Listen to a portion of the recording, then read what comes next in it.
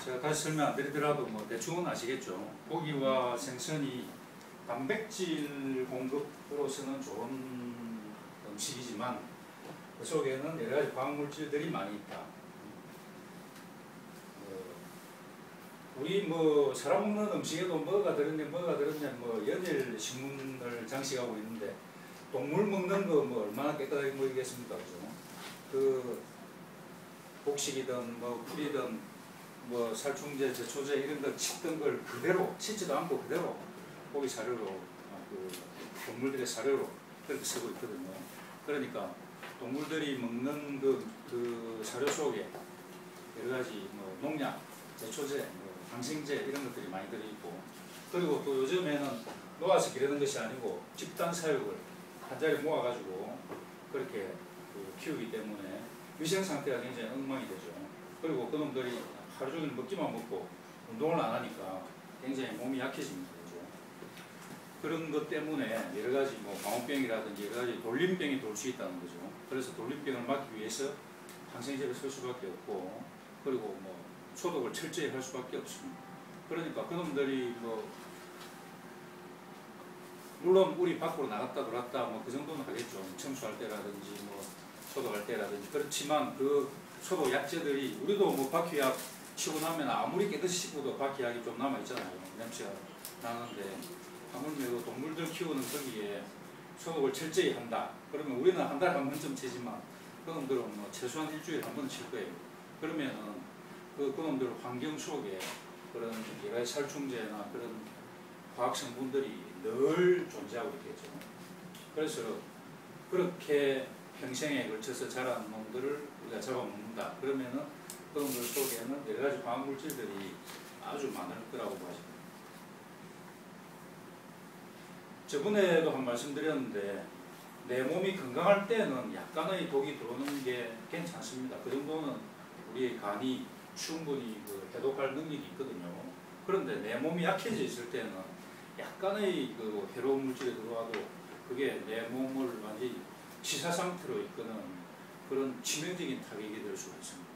그렇기 때문에 여러분들이 암에 걸렸다는 것은 면역이 떨어져 있는 상태고 해독 능력이 떨어져 있는 상태인데 거기에 화학물질이 조금이라도 더 들어온다면 그건 어쩌면 치명적으로 작용할 수도 있습니다. 그렇기 때문에 화학물질에 대한 노출을 최대한으로 줄여야 되고 이미 들어와 있는 화학물질을 빨리 배출할 수 있도록 해독 치료를, 해독 요법들을 적극적으로 하셔야 됩니다. 우리 병원에 오시면 우리가 처음에 관장을 권하는데 근데 대변 잘 보는데 왜 관장을 하느냐. 그 관장이 단순하게 대변 보게 하기 위해서 하는 게 아니고 장의 해독을 하는 거고, 장이 해독되면 장과 간은 같이 연관돼서 움직이기 때문에 장이 해독되면은 간도 따라서 해독하는 그런 거거든요. 우리 간이 대표적인 우리 해독 장기잖아요. 그러니까 관장의 목표는 변을 잘 보게 하는 것이 아니고 해독의 목표가 있습니다. 그러니까 변 잘 보는 자하고 회피하지 마시고 그렇게 하시면 좋고, 그건 또 뭐 실비 되시는 분들은 또 공짜잖아요. 공짜인데 회피하시고 전혀 이유가 없고, 관장을 하시면 처음에 안 해보신 분들은 뭐 좀 귀찮고 좀 배가 아플 것 같고 그렇지만 해보시면 굉장히 편하고 그렇습니다. 관장은 뭐 내가 막 해주는 사람만 있으면 저는 매일 하고 싶어요. 그런데 직원들 보고 맨날 엉덩이를 깔 수가 없으니까 내가 못하는 거지. 여건만 된다면 저는 관장을 참 자주 하고 싶어요. 굉장히 편하고 기분도 좋고 내 몸에도 좋고. 그렇게 제1강을 했었고 이제 제2강 이 논문입니다. 2007년도에 저널 암 학회지에 나오는데 폐암 환자 남자, TV 안 가리세요 이게요.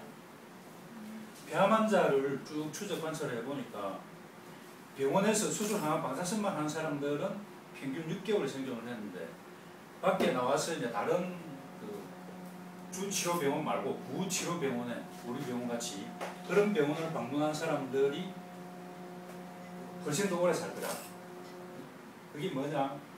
수술, 항암, 방사선만 암의 치료가 아니고 내 몸을 바꾸는 것이 식사, 운동, 여러 스트레스 관리라든지 그런 것들이 중요하다는 걸 바로 나타내주는 그런 논문이죠. 이게 저번에도 말씀드렸지만 암에 걸렸다가 수술 방사선 하고 검사해 보니까 암이 없어졌다. 그러면 그게 건강한 상태로 온 것이 아니라 건강한 상태로 돌아왔다고 착각을 하십니다. 착각을 하기 때문에 암이 없어졌다 하면 막 친구들 막 잔치를 하고 막 잔치도 막 삼겹살 소주에 그렇게 할 수가 있거든요.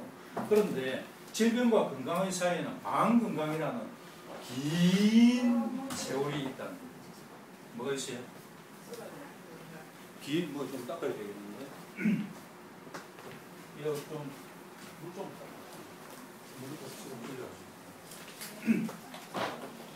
그래서 암이 사진상에서 암이 없어졌다는 말은 방건강 상태의 맨 오른쪽에 진입한 거죠. 그래서 건강 상태로 가려면은 끊임없는 노력을 통해서 건강 상태로 갈 수 있음에도 불구하고 이제 갓 방건강 상태 맨 오른쪽 끝에 와놓고는 건강해졌다고 착각하니까 옛날의 습관으로 돌아가 버리니까 건강관리보다 질병으로 가기가 훨씬 쉬워지는 거죠.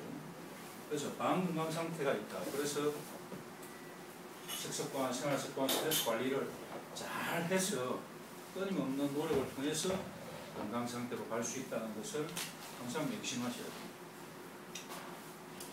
암의 발병 과정은 수년이 소요됩니다. 이것도 논문에서 나왔는데 유방암 같은 경우에는 14에서 18년, 대장암 같은 경우에는 5에서 15년 이렇게 오랜 세월이 걸립니다. 아까는 암 걸리고 나서 거꾸로 회복되는 걸 이야기했고 지금은 이제 정상에서 암으로 가는 과정입니다.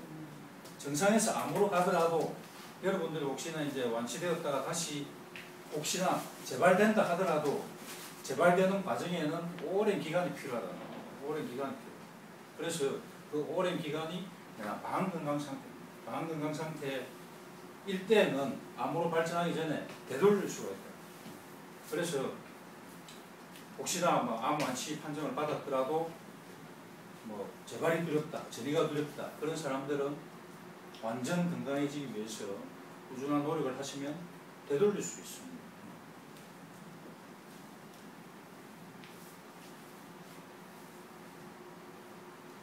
내가 왜 말을 안 해?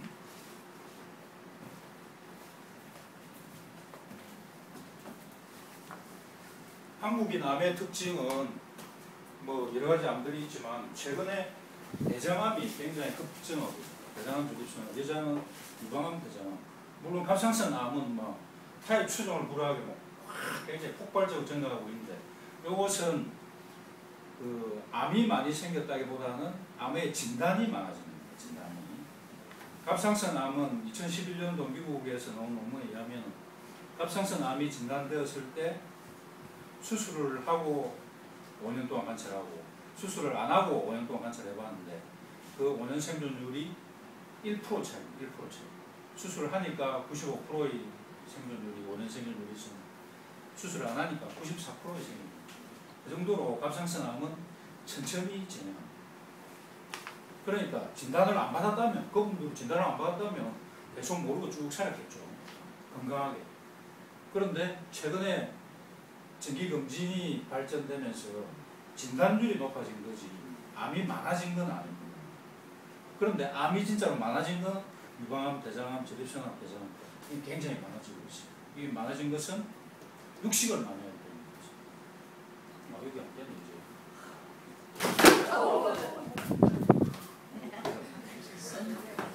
이게 안 되면 안 되는데.